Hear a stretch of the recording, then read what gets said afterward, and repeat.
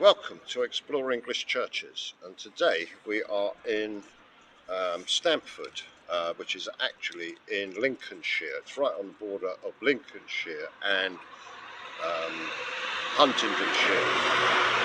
Now you'll have to excuse the noise because I'm standing right on the edge of the road, but I brought you here today to explore this wonderful town.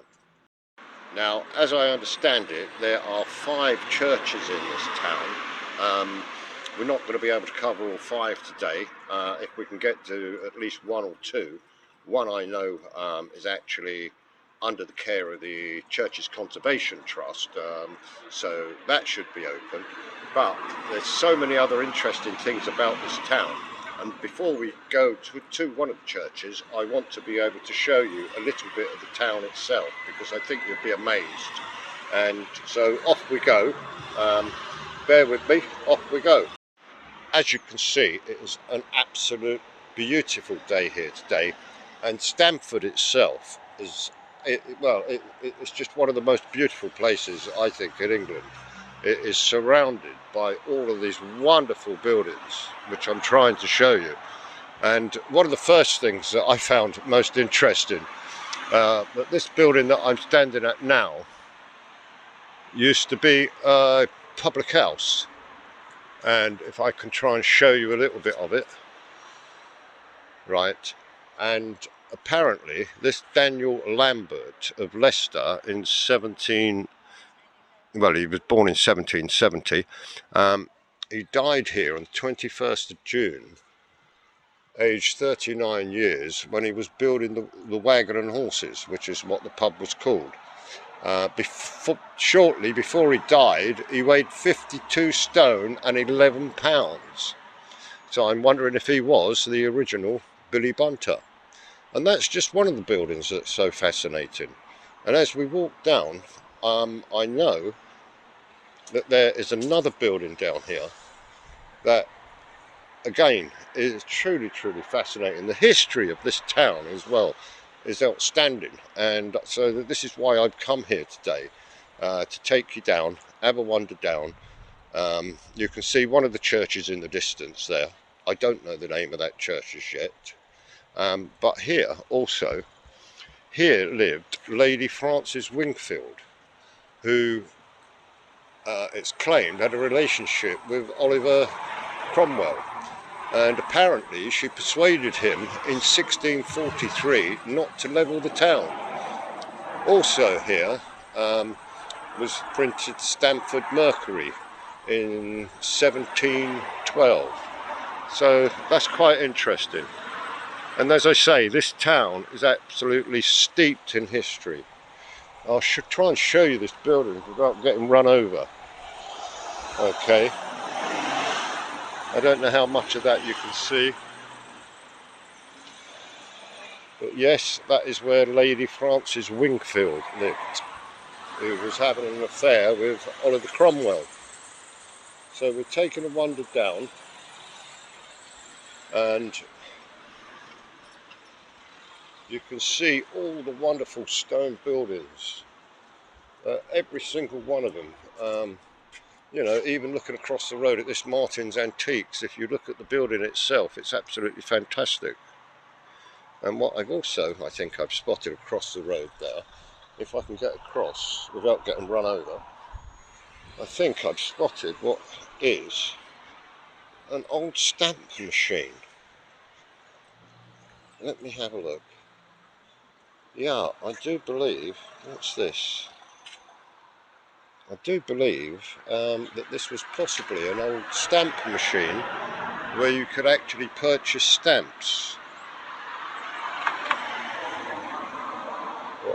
Or was that cigarettes? I'm not sure. It could have been cigarettes or stamps. That I'm not too sure of. But you could put 2 pennies in it, a 6pence, or 1 shilling.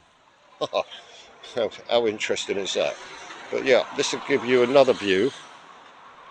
And that again, sorry about the sunlight, that again will give you a view of where Lady Wingfield lived, who was doing the noughties with Oliver Cromwell. We're going to cross the road again without getting run over, I do hope. Whoops, I've got to be quick here, people. And we're going to take a wander down closer into the town itself. As I say, we have this church here on the right hand side. It looks rather magnificent. I don't think it's open. I'll try and get you the name of the church.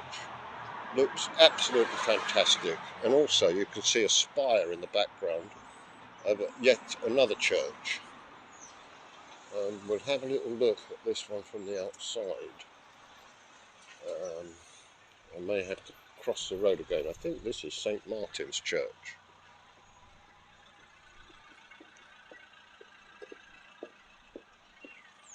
So what we're going to do, we're going to take a wander over and let's have a little look. It is St. Martin's. It says here, St. Martin's welcomes you. And believe you not, it's actually open. So before we go in, oh my goodness me, it's got some wonderful stained glass windows I can see on the outside here. What a beautiful church. Let's take a look inside. Let's take a wander in. Never been in here before. Oh no, it says St. Martin's welcomes you, but as you can see, St. Martin's looks locked. Oh no, it isn't. Oh, let's have a look in here, people. Oh wow. Well, the first thing I can tell you about this church is that I'm going to have to come back and do a full video of it. It says here the brief history of the church. The first church of St. Martin's was on this site in 1140. Wow, this is absolutely fantastic. It was built around 1140 by the abbot of Peterborough. In 1461, it was damaged by Lancastrian forces in 1461 and was said to be ruinous, in other words, in ruins. There's a lot more detail there, which I won't take you through because I'd rather be able to take you around and show you some of the items. There are 5 windows of late 15th century in here, apparently so, and they were glazed by Peckett of York. So we shall take a look. But this is absolutely glorious. I really wasn't expecting to get in here today. Oh my goodness. Wow. Let's take a wander down. Let's go down the centre aisle. I do love these. I'll try and show you these. Look, I do love these. These are fabulous pews, aren't they? Hey, look at that.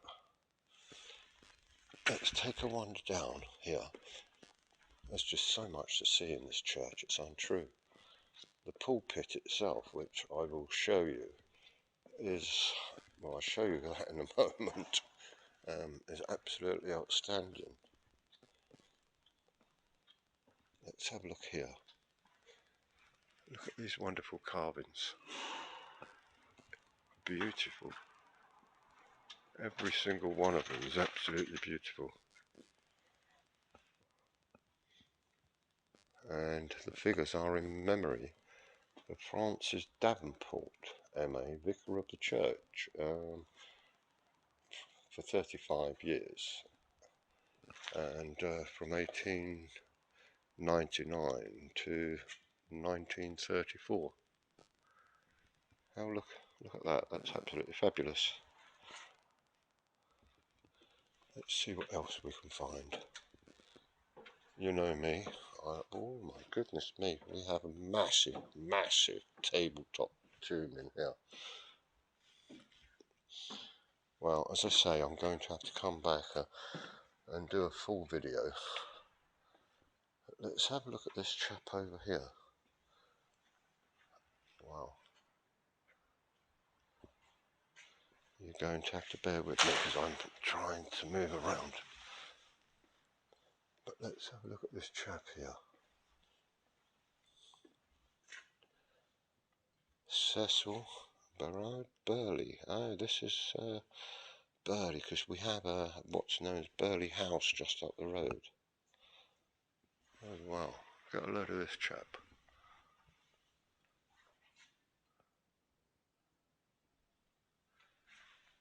That's rather glorious, isn't it? And lucky fella's got the sun shining on him today. So this is actually William Cecil, who was Lord Burghley. And I'm going to try and show you as much as I possibly can. Rather difficult because this chap's rather up high. And at the moment I'm standing right on the edge. Let's have a look.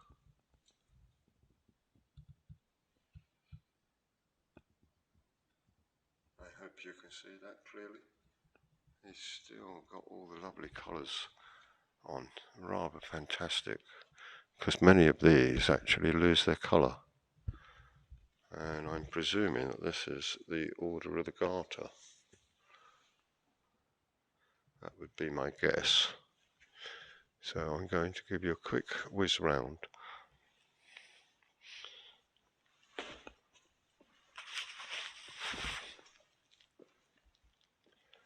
As I say, oh wow, look at this. As I say, I had no intention of filming this church today.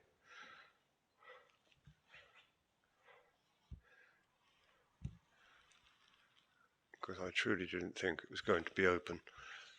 Look at these wonderful angels up the top, and also the hatchments.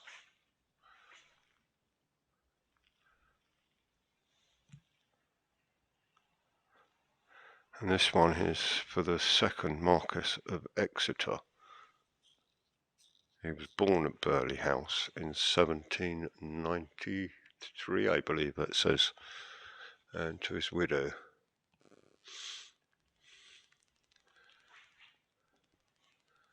And this one's to the third Marquis of Exeter, 1825 to 1805. And this magnificent thing here is to the fifth Earl. Well, he must have been very, very important. Wow. I've never seen a monument so large in any of the churches that we have gone to. But this is truly outstanding. Well, this one here, so this fifth Earl of Burghley, or Baron, he must have considered himself exceedingly important to have such a massive monument. I think maybe he wanted to be one up on the Joneses against his others, against the third Earl and the second Earl and the first Earl. Well, I think with that, I think he most certainly achieved the goal, because that is absolutely enormous.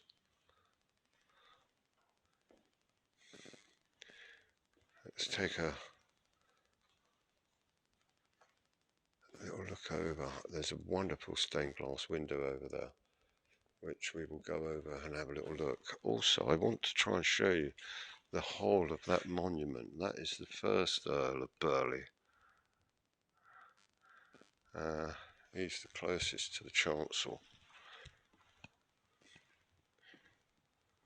We'll take a wander through here, people.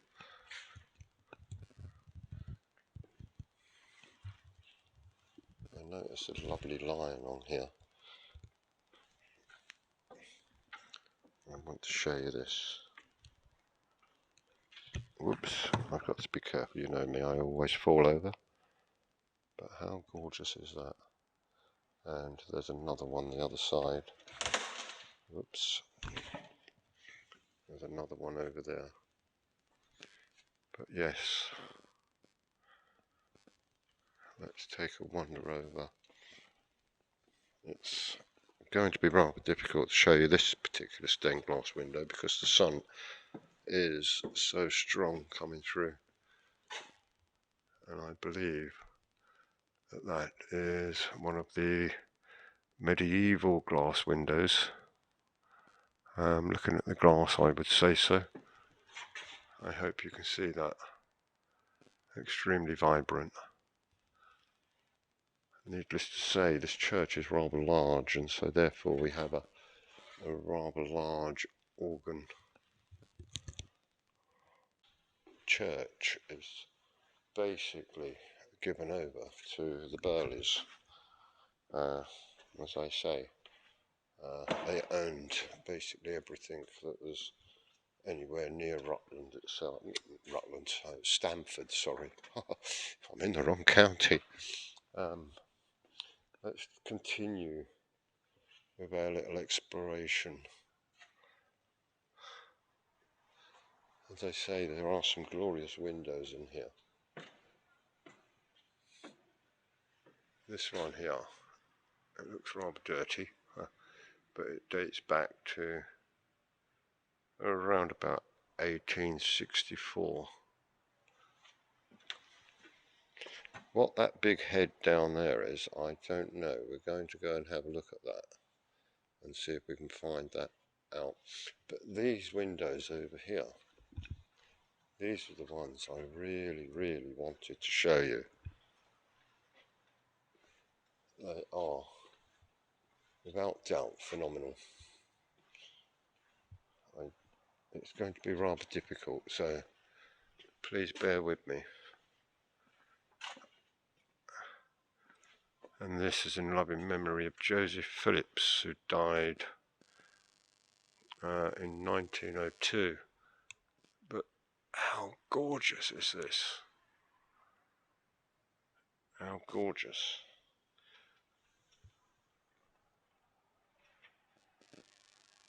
Oh no, it is phenomenal. Let me see if I can zoom in. There we go. I hope you can see that clearly. And really is a beautiful window. And we're very lucky to have the sun shining through as we do. Look at that. I just love stained glass windows. Here we are, right underneath the tower, with these wonderful arches.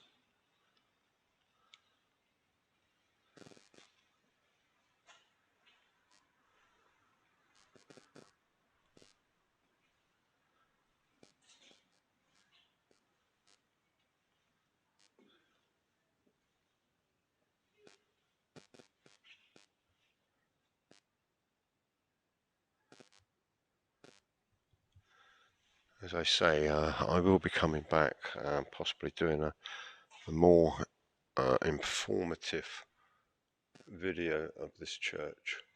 There are monuments everywhere. But nevertheless, I hope you've enjoyed this one, even though it's rather short. I do hope you've enjoyed it. And please like and subscribe to the channel. It does help the channel grow. So thank you very much. Please take care. You can always visit my website also, which is thechurchexplorer.com, where I have various products there from photographs I've taken that you can always purchase. So thank you very much indeed. Take care. Have a great day. Bye.